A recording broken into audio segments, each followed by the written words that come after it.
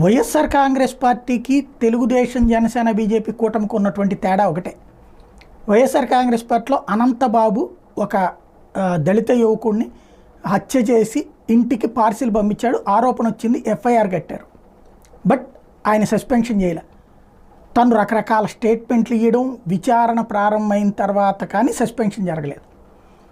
అలాగే పలువురి మీద ఆరోపణలు వచ్చినప్పుడు ఎలాంటి చర్య లేదు, దాని మీద విచారణ జరిగేదాకా ఆగండి నేను, ఎట్లాంటిది లేదు.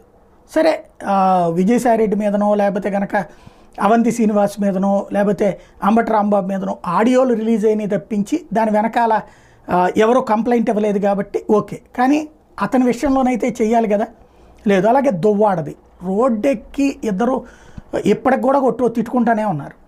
అక్కడ ఒక అమ్మాయి దువ్వాడతో నా సంబంధం ఇదంతా, అదే దువ్వాడ మొన్న వచ్చి జగన్ రివ్యూ మీటింగ్లో కూర్చుంటారు, శ్రీకాకుళం రివ్యూ మీటింగ్లో.